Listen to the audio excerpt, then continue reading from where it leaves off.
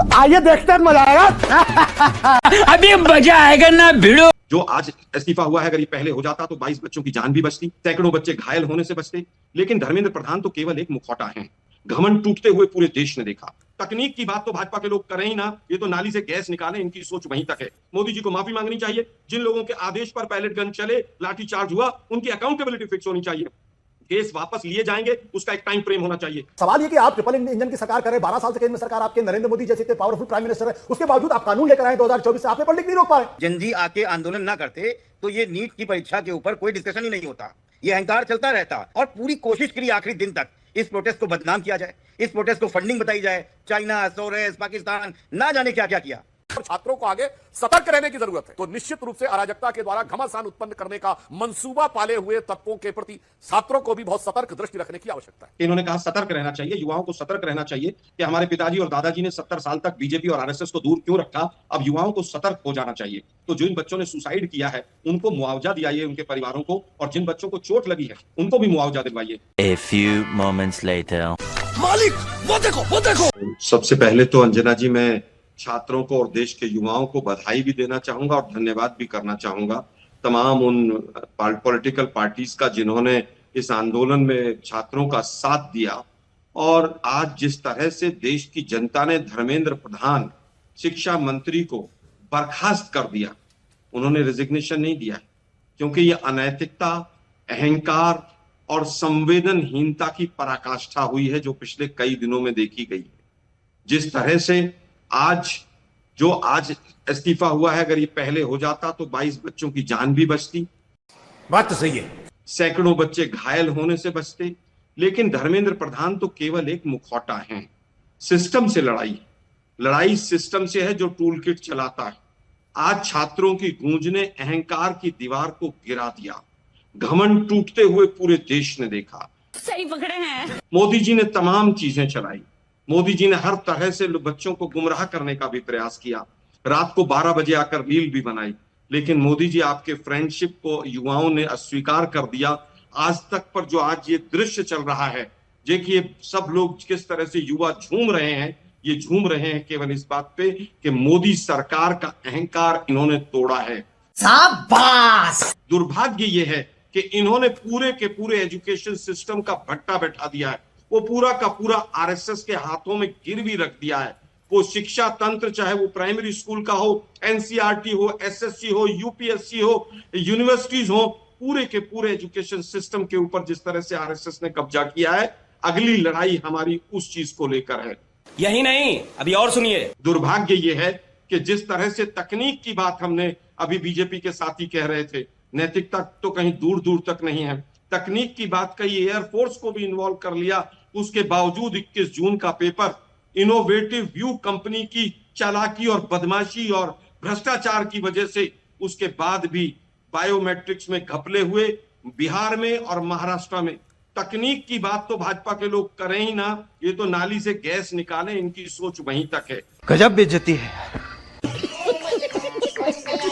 तकनीक की बात कांग्रेस पार्टी करती है और तमाम तकनीक हम ही लेकर आए थे। इन्होंने शिक्षा के नाम पर कोई एजुकेशन रिफॉर्म्स नहीं किया। एनईपी भी लेकर आए, वो केवल अपना एजेंडा लेकर आए। जिस तरह से यूपीएससी के चेयरमैन को मनोज जोशी को हटाया गया था, पूरे देश ने देखा था। इन्होंने पूरी तरह से बच्चों के भविष्य के साथ खिलवाड़ किया। पेपर लीक तक बात सीमित नहीं है, जिस तरह से तमाम एजुकेशन सिस्टम को तबाह किया है, उसके लिए आगे चर्चा होनी चाहिए। क्या बात, ये बात है। सरकार को माफी मांगनी चाहिए, मोदी जी को माफी मांगनी चाहिए।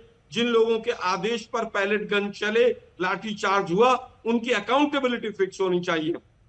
केस वापस लिए जाएंगे, उसका एक टाइम फ्रेम होना चाहिए। किसान आंदोलन में भी इन्होंने वायदे किए थे, लेकिन आज तक केस चल रहे हैं। केस टाइम फ्रेम में तमाम केस वापस होने चाहिए। और जो फास्ट ट्रैक कोर्ट का जो झुंझुना देश को दिया है इन्होंने, सुबह फास्ट ट्रैक कोर्ट का झुंझुना दिया इन्होंने, और शाम को जो 2024 का मुख्य आरोपी था वो सीबीआई ने बरी कर दिया। ये गड़बड़ है बाबा। आपके पास आ रहे, एक बार आशुतोष जी से बोल लेते, फिर एक बार जवाब दीजिएगा सुधांशु जी। आशुतोष जी, आज अखिलेश जी को भी हमने सुना, आज सबसे बड़ा कंसर्न यही होना चाहिए कि अल्टीमेटली पेपर लीक रुके, क्योंकि अब पेपर लीक नहीं रुकेगा तो फिर वो फोकस जो है ना वो बच्चों से शिफ्ट हो जाएगा। तू समझा? हाँ। नहीं, तू समझा नहीं। मैं ये कह रहा था कि छात्र क्यों नाराज थे, क्यों गुस्से में थे, क्यों उबल रहे थे, पेरेंट्स क्यों सड़क पे थे। एक बार नहीं, अगर एक बार का मामला होता तो सुलझ जाता। बार बार पेपर लीक हो रहे। जब पूरा देश उबला हुआ है, जंतर मंतर पर लोगों की नजर लगी, तब भी उत्तराखंड के अंदर पेपर लीक हो रहे। सवाल ये कि आप ट्रिपल इंजन की सरकार कर रहे, 12 साल से केंद्र में सरकार आपके, नरेंद्र मोदी जैसे इतने पावरफुल प्राइम मिनिस्टर है, उसके बावजूद आप कानून लेकर आए 2024 से, आप पेपर लीक नहीं रोक पा रहे।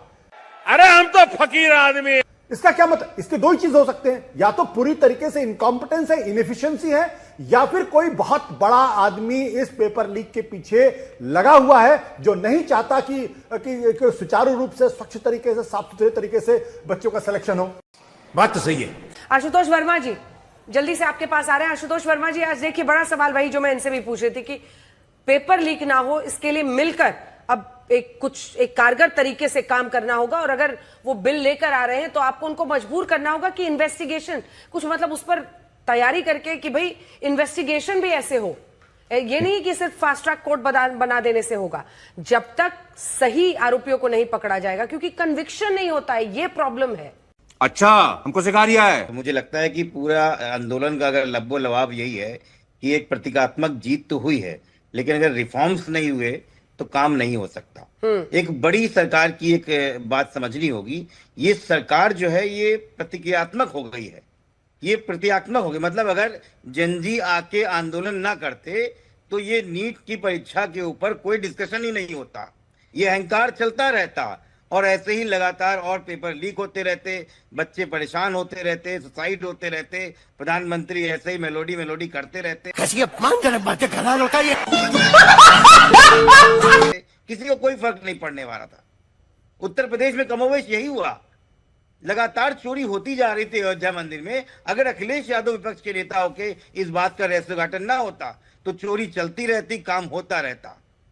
इसका मतलब अब प्रोएक्टिव सरकार नहीं रह गई, और सरकार के पास कोई ऐसा रोड मैप नहीं है जो अब वो सरकार बताए कि हम ये करने वाले हैं। आज भी उत्तर प्रदेश में अनसुलझे सवाल कई पेपर लीक के बारे में है। यही नहीं, अभी और सुनिए।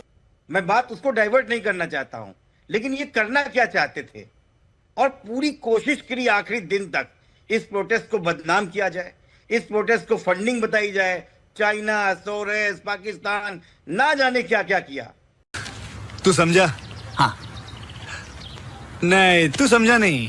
लेकिन जबरदस्त एआई डीप फेक की तरीके से पूरा भाजपा लगा हुआ था कि गंदी गंदी गालियां दे रहे थे, प्रोटेस्ट नहीं है, ये देशद्रोही है, एंटी नेशनल है, पता नहीं क्या क्या किया। अरे एक बार भी आप नहीं समझ रहे थे ये आपके बच्चे हैं, इनका तरीका अलग हो सकता है, लेकिन आप बात सुनने को तैयार नहीं है। वह क्या सीन है? छात्रों के आंदोलन में वहां पे क्या करते राहुल गांधी और अखिलेश यादव खड़े होके? हम लोगों का समर्थन था, सदन में खड़े होकर समर्थन दिया। अगर हम झंडे लेके जाते तो आप कहते देखो ये पॉलिटिकली मोटिवेटेड है। सही पकड़े हैं। आज विपक्ष के अंदर की जो मना स्थिति है वो राहुल गांधी जी के वक्तव्य और भाव भंगिमा से आप देखिए कि जिस समय यहां पर अनशन चल रहा था उस समय वो धरती के अज्ञात स्थान पर आनंद मंगल करते हुए, आमोद प्रमोद करते हुए कहां अंतर ध्यान थे किसी को नहीं पता। अचानक संसद सत्र से शुरू होने से 3-4 दिन पहले साहिब आलम अवतरित होते हैं। अरे कहना क्या चाहते हो? दिल्ली के भिन्न भिन्न जगहों पे जाकर स्थानों पे तरह तरह की नाटकीयता करते हैं और वो 10 जनपद के सामने खंभा नोचते हुए दिखाई पड़े। अब मैं दूसरी बात बताना चाहता हूं, जो कुछ भी हुआ ये छात्र आंदोलन को बदनाम करने के लिए इस आंदोलन में अवसरवादी तत्व, अराजक तत्व और अपराधी तत्व तीनों अंदर घुसकर छात्रों के पीछे छुपकर देश की व्यवस्था के अंदर समस्या उत्पन्न करना चाहते थे। उनके मंसूबे नाकाम हो गए। मस्त जोक मारा रे, ये हंस रहे हलकट हंस।